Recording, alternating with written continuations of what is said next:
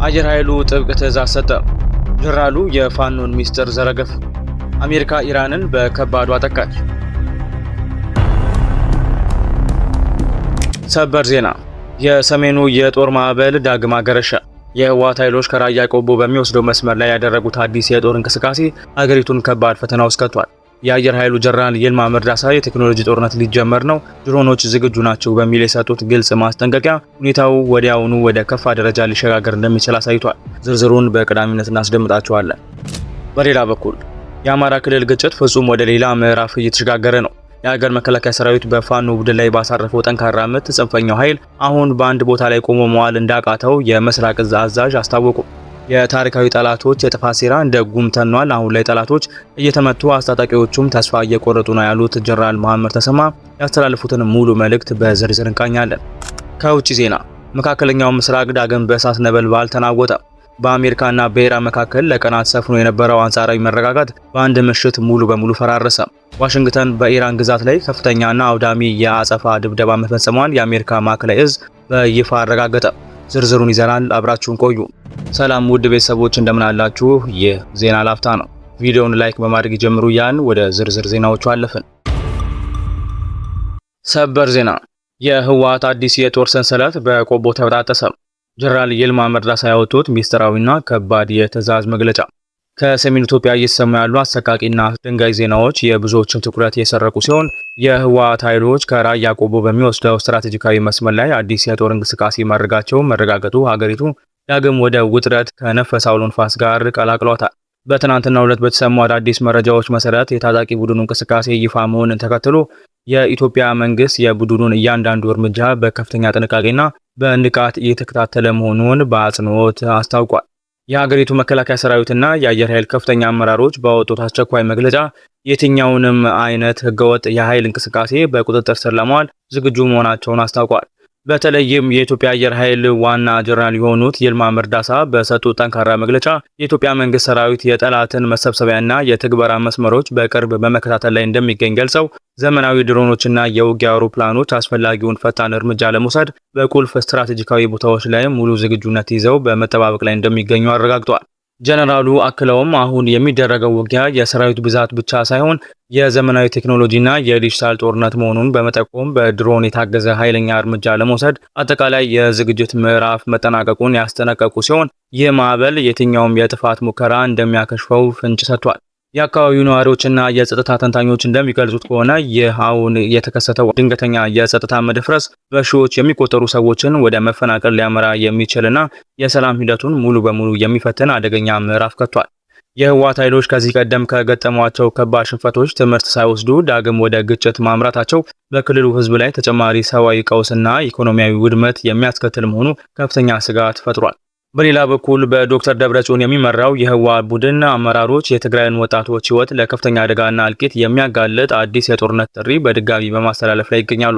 ቡድኑ ወጣቶችን በኃይል ወደ ጦር መስመር በመመልመል ላይ የሚገኝ ሲሆን ዋናና የመጨረሻ ዓላማውም የኢትዮጵያ መንግስት በኃይል መጣል እንደሆነ በግልጽ በማስታወቅ ወጣቶችን ያለ ምንም አቅም በባዶ እጃቸው ከዘመናዊ የድሮን ቴክኖሎጂና ከሰለጠነ ሰራዊት ጋር ወደሚያጋጭ አደገኛ ቅዠት እየማገዳቸው መሆኑ ተገልጿል። እርሶም በዚህ መረጃ ላይ ያሉትን ማንኛውም ሀሳብና አስተያየት በኮሜንት ሴክሽን ላይ እንዲያጋሩ እየጋበዝን አሁን በቀጥታ ወደ ቀጣዩ ዜና እንለፍ። ፋኖ ተስፋ እየቆረጠ ነው፣ የሚያስታጥቋቸውም ተስፋ ቆርጠዋል። የምስራቅ እዝ አዛዥ ጀነራል መሐመድ ተሰማ የአማራ ክልል የትጥቅ ግጭት መልኩን ፍጹም እየቀየረ ባለበት በዚህ ወሳኝ ሰዓት የመከላከያ ከፍተኛ ወታደራዊ መኮንኖች ከተለያዩ የክልሉ ከተሞችና የዞን አስተዳደሮች ጋር አፋጣኝና ጥልቅ ስብሰባዎችን እያደረጉ ይገኛሉ። በዛሬው ዕለትም በአዊ ብሔረሰብ ዞን የምስራቅ እዝ አዛዥ የሆኑት ጀነራል መሐመድ ተሰማ የመሩት ትኩስና ሰበር መድረክ ተካሂዶ ውይይቶች ተደርገዋል። ጀነራሉ በዚህ የውይይት መድረክ ላይ በመንግስት በኩል ጠላትና ጽንፈኛ ተብሎ የሚጠራው የፋኖ ቡድን አሁናዊ ቁመና ምን እንደሚመስል ግልጽና ጥብቅ ማብራሪያዎችን ሰጥተዋል። በዕለቱ መግለጫቸው የፋኖ ቡድን አሁን ላይ ቆሞ መዋጋት የሚችልበት አንዳችም ወታደራዊ አቅምና ቁመና ላይ እንደማይገኝ ጀነራል መሐመድ ተሰማ በአጽንኦት ተናግረዋል። አሁን ላይ የሀገር መከላከያ ሰራዊት ግዳጅ እየፈጸመ ያለበት ዋናው ጉዳይ የኢትዮጵያ መፍረስ ከሚሹ የውጭና የውስጥ ኃይሎች እንዲሁም ባንዳዎች ላይ ብቻ እንደሆነ አስገንዝበዋል። እየተመታና እየተደመሰሰ ያለው ጽንፈኛ ቡድን ታሪካዊ የሀገር ጠላቶችን ለማንገስ የሚውተረተር አደገኛ ኃይል መሆኑን ጠቁመው የዚህን የጥፋት መልእክተኛ ሴራ ሙሉ በሙሉ ማክሸፍ ማለት የኢትዮጵያን ቀጣይ ሰላምና ልማት ከማረጋገጥ ጋር እኩል መሆኑን ገልጸዋል። በአካባቢው የተደረጉትን ወታደራዊ እንቅስቃሴዎች በተመለከተ ጥልቅ ማብራሪያ የሰጡት አዛዡ የጸጥታ ኃይሎች ባከናወኗቸው ተከታታይ እርምጃዎች የቡድኑ አዛዥነት ሰንሰለት ሙሉ በሙሉ መበጣጠሱን አመልክተዋል።